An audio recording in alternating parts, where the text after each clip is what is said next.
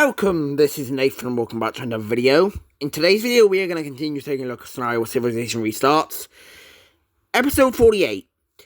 In the last video, we saw the formation of the OS, which we can see, obviously, the countries, you can see here the countries that have joined it. We're going to actually see this continue to expand in this episode. We're also going to see some events, and some sad events at that. We may lose a country or two in this video. They're pretty old now. Not old, like significant. Anyway, something else that happened in the last video. India turned into a fascist country. Now this is new. This world has never really seen a form of fascism. It seemed like dictatorships. Like the Red Team was a dictatorship. Korea, the Central Asian Union and Korea, honestly, near the end of their little empires, they were both dictatorships, I'll be straight up honest. But this is full on fascist. They're not doing good stuff to the people, and they're making people enlist who don't really want to be part of the military. But, anyway, with the Indians going fascist, one of the strongest countries in the world, we've also been seeing there have also been a lot more countries who have had some, rumbling, stable politics and, other stuff in their countries. And one of them is the Chocolate Team.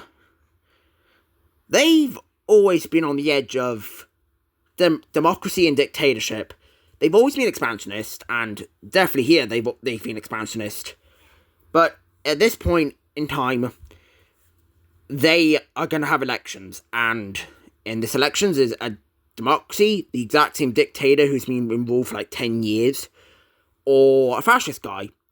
And normally the dictator would win, but the people want the fascist guy because he sounds really good. So they elect him, and he gets into power. And just like that, the Chocolate Team is now fascist. Another one of the strongest countries in the world is now fascist, and that is 2 fascist countries on this map. I may have to make a, layer for this, because I honestly can't really, I might struggle to remember. But with the Chocolate Team turning fascist, not long after that, we see the Burgundy Team turning fascist, as well as this, northern Italian country starting to kind of turn fascist. They're not there yet, but they're definitely on the edge. The Burgundy Team is very close with the Chocolate Team, so it was a matter of time before they actually turned fascists. Now, not too long after this leader's elected, he immediately sends troops into the Cornwall Team, and I'm sorry, whoever liked this country, it is going to get absolutely obliterated here. Try and make me think, I don't know. I'm sorry, but they wouldn't survive.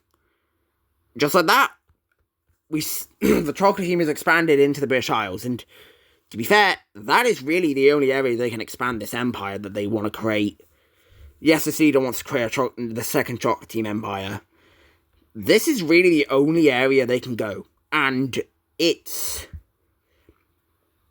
bad, because once they take over the entire British island, which, if you remember, they used to actually own it before World War II, but,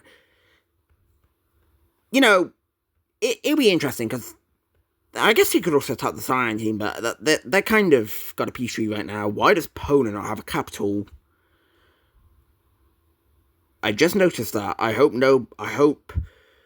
people haven't been really anxious about that. There we go. You got a capital now. But we're not going too far away from Europe. Well, we're actually going to stay in Europe, because we got to talk about Russia. They're not in a good shape. Their country is absolutely destroyed. And what I mean by that is the nukes that were dropped on them, even though they've released all these different countries, they still are not in a good shape. The Lion Team is rebuilt. The Lion Team's very rich.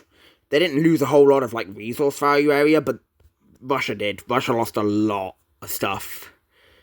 And at this point, Russia is basically on the brink of collapse, and the Lion Team and other countries don't want this.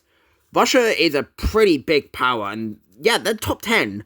Sure, they're top 10, but their country's on the brink of collapse. And sadly, even with even with the Ottomans, the Algerians, and the blue teams supporting them, it was simply inevitable.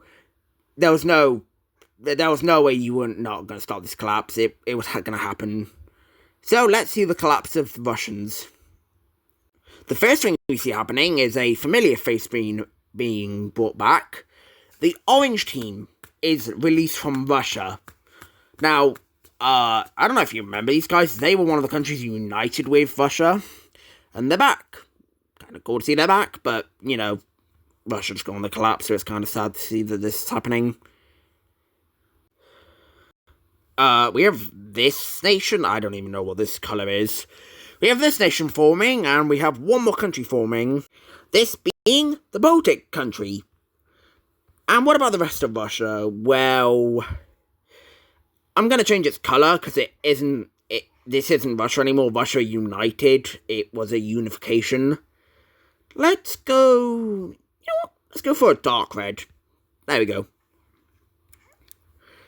So, gotta give these countries new capitals. You will be having one there. Yours will be here. Yours will be there. So, just like that, Russia has collapsed. The Russian Republic is officially dissolved, and the line seems hurt. I mean, these countries are now their own thing. Like, the Ottomans, I really am struggling to call them the Ottomans. They were close. Those two, the Ottomans and Russians were very close allies, but it was really no way to stop it. Now, we have got to talk about this, because, well, to begin with, Russia's gone, so they're not really part of this thing anymore. So, just bear with me. I'll probably fix this, but I'm not in the mood to do it right now. Ignore it, I know, it's ugly. And also, something else I need to mention, they were a founding member of the OS, and, well, they've lost that title, because they don't even exist anymore. Talking about the OS, we actually see a couple of these countries joining. I need to...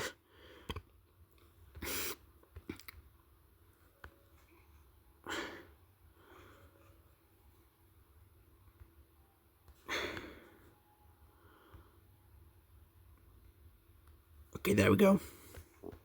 To begin with, the red team and the orange team will be joining this. No shock here, they're going to join it.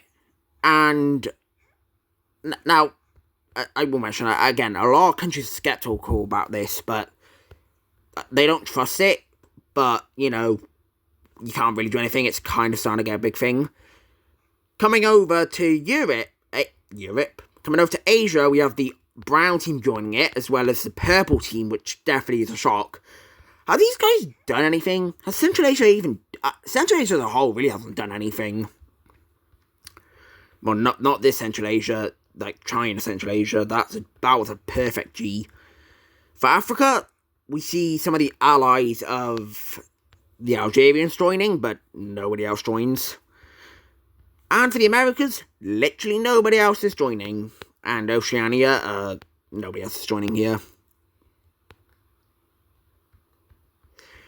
So just like that, yeah. As you can see, the world is, now, the economic depression, it's over. It was a very short-lived one. To be fair, in this world, most people didn't even call it the third economic depression. It was more like economic crash instead of like full-on depression like the past two. But we're coming back over to the orange team because the leader is making yet another move. This move is definitely going to have some backlash. He's going to be invading the... Oh, Jesus, that is big. He's going to be invading the team down here. This southern bluish team hasn't really done anything since they got released from the turquoise team. But they're getting invaded, and they don't even really have a military. Yes, a country this size, they don't really have a military because they never thought they needed it. But they begin to get invaded and they get absolutely steamrolled. The Orange Team's first target is to get over to the coast, which they do successfully. And then the next target is to push down to the capital, which is a lot. It's going to hurt their resources, but they are successful in doing so. And once this happens, they kind of just sweep in, and let's just... To be fair, India's a top 10 country, top 5 at that. So, the peace treaty for annexation. Yeah, I know. That was a big country, and India just fully annexed it, and that's definitely not going to sell well with people, but this blue team is now, like, shivering. They are like, we might be next.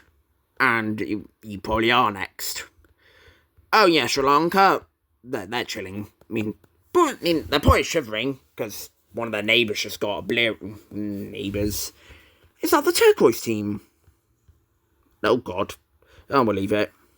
I'll never bring them. I don't think I'm ever going to bring them back, but yeah, it's fun to keep it there. Anyway, down to here. We're seeing a union take place. And it's not a union of 2 countries. It's a union of 3 countries, and it's kind of shocking how far these 3 countries have come. Now, I'm over the Middle East for a reason. The countries I'm talking about are the red team, the light blue team, and the blue team. 2 of the oldest countries in the world, and, well, another guy. These 3 have come a long way since the end of World War II. They've all grown their economies. They all use the same currency, weirdly enough. And they've grown very close in relations, especially the blue team and light blue team. Like, they've grown really close, but even the red team's grown close to these 2. And at this point, these 3 countries decide that it's better off if they unite together to form one country. Mostly because the world is not in a good state. Like, most of the countries in the world are, like, fascist or expansionist. And these countries just want to unite and make another strong country in the Middle East. So, years of separation, years of the red team being expansionist. These countries will all come together. Oh, that's horrendous. You can tell this area's had a lot of beating up. All these countries, the red team, the light blue team, and the blue team will all come together to unite into one. This is ugly.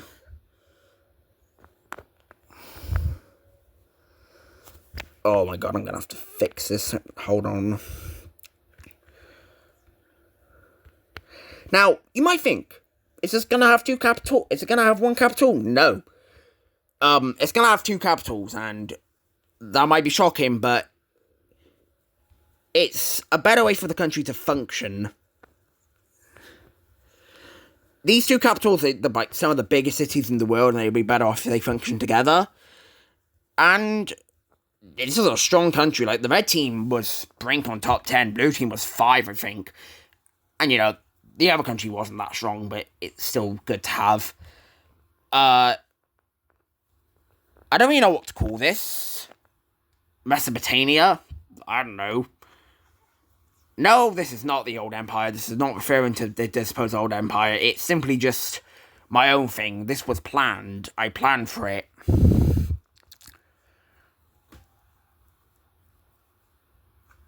Anyway, over to America. Why are we coming over to America? Well, because America and Mexico are beefing with each other. Tensions between these 2 have kind of existed, but especially the Mexican invasion of the Yucatan, these 2 are definitely now starting to beef with each other a lot more. And it's over the Gulf of Mexico, Gulf of America. American ships are here, as well as Mexican ships are here. And every now and then there's kind of a skirmish that happens, and these 2 can't seem to, like, decide whether, like, who owns what water. And that's kind of what has caused these tensions, but the Americans say, they own all this, but then the Mexicans claim they own all this. So you kind of have a weird area right here, which is where the skirmish is taking place. And don't mind the Caribbeans, they're just watching this one far. And it's kind of leading to, like, tensions building, and they're getting pretty high. And a lot of countries in North America are kind of like, okay, can we not? You two are the strongest countries on our continent. We don't exactly want you dueling it out between each other. But we're going to have to come back in the next video to see if these two end up going to war. And for our final event of the video,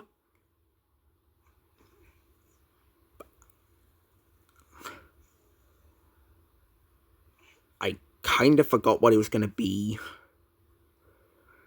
Oh, I remember. South Africa. This area of Africa as a whole hasn't done anything. It's been very quiet. North Africa's been like chaos since the collapse of the Moroccans. But South Africa, they want to be stronger. You know, trade isn't going through them, it kind of is, but kind of not. It's going around through here, and they want it to go around through here. But nobody's doing that, and because, why would you go around Africa to go up here when you can go from here like that? What I'm trying to say is, they want more trading hubs, and they decide that the only way they can get more trading hubs is by invading one of their neighbours. Hey, Line Team, how about we take you over? And this poor team, oh, that's so weak. This is like one of the weakest countries in Africa, ignoring these guys because they are really weak. This poor country is so weak. So when one of the strongest countries in Africa starts rolling into your country, you're kind of screwed. And that's what happens. They're gone.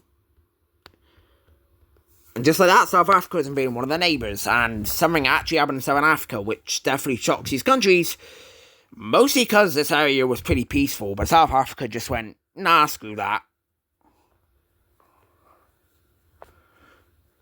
Anyway, that is going to do it for this video. Pretty eventful, if you agree with me. A lot of stuff happened. Anyway, really hope you enjoyed this video, and I'll see you in the next one. Bye.